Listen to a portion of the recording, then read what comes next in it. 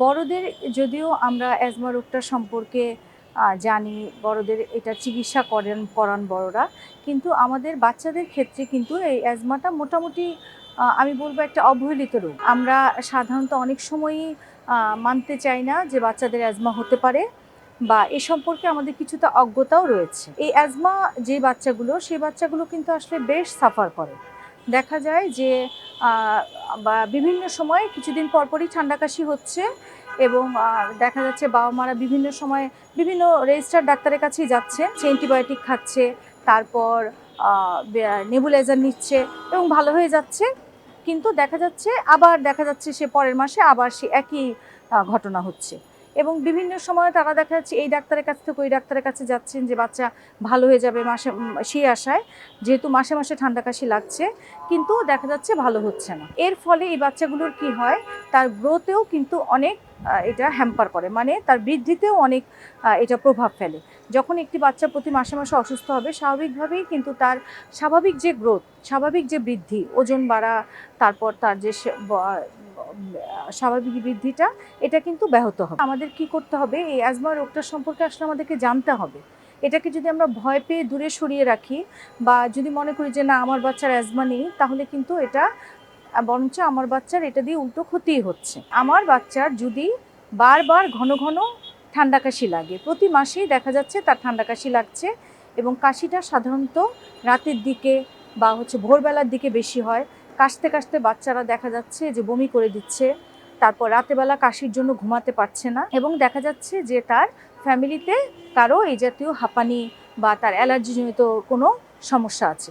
তাহলে কিন্তু আমরা খুব স্ট্রং সাসপিশন করতে পারি যে আমার বাচ্চাটার অ্যাজমা হওয়ার সম্ভাবনা রয়েছে। সেই ক্ষেত্রে কিন্তু আমরা যদি তাকে ডায়াগনোসিস করি, রোগটা ধরে তাকে সঠিক চিকিৎসা দিই, তাহলে কিন্তু তার ভালো হয়ে যাওয়ার সম্ভাবনা আছে। এবং অনেকেই মনে করেন যে দেখা যাচ্ছে যে অ্যাজমা চিকিৎসা, অ্যাজমা যদি বলে ফেলি আমরা, বাবা মারা ভয় পান যে অ্যাজমা হলেই তো ইনহেলার দিতে হবে, ইনহেলার দিলে তো একবার দিলে আর বাচ্চা ভালো হবে না।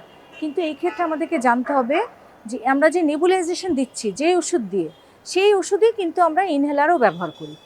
একই জিনিস, জাস্ট আপনার দেয়ার সিস্টেমটা ওটা হচ্ছে একটা দেয়ার সিস্টেম, ইনহেলারটা একটা দেয়ার সিস্টেম। আপনি নেবুলাইজার দিচ্ছেন একই ওষুধ, বরঞ্চ নেবুলাইজারে প্রায় 200 গুণ বেশি কিন্তু আমাকে ওষুধ দিতে হচ্ছে।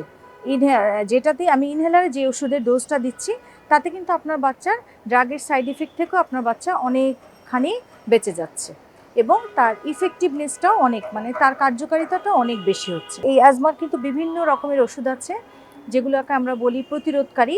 এই ওষুধগুলো যদি দিয়ে রাখি আমরা একটু বেশ কিছু দিনের জন্য, তাহলে কিন্তু দেখা যায় যে বাচ্চাটা অনেক ভালো থাকে, এবং দেখা যায় যে তার ডেইলি লাইফস্টাইল, যে তার দৈনন্দিন জীবনযাত্রায় কোনো প্রভাব পড়ে না। তখন আমরা মনে করি যে এটা দিলে হয়তো একবার বন্ধ করা যাবে না, এটাও ভুল ধারণা। যখন আমরা দেখব যে বাচ্চাটার সিমটমটা আস্তে আস্তে কমে আসছে, তখন কিন্তু আস্তে আস্তে আমরা ডোজটা কমিয়ে আমরা দেখা যায় বন্ধ করে দেই অনেক সময়। আবার যদি দেখা যাচ্ছে তার অনেকের হয়তো একটু তাড়াতাড়ি সময়ের মধ্যে হয়, অনেকের হয়তো কিছুদিন বেশি দিন সময় লাগে। এই বাচ্চাদের অ্যাজমা কিন্তু বেশিরভাগ ক্ষেত্রে ভালো হয়ে যায়। একটু বড় হতে হতে দেখা যায় এটা, যখন বাচ্চারা ফার্স্ট ডিকেড পার হয়ে সেকেন্ড ডিকেডে যায়, তখন 10 বছরের পর, তখন দেখা যায় আস্তে আস্তে কিন্তু অ্যাজমাটা অনেকটাই ধীরে ধীরে কমে আসে।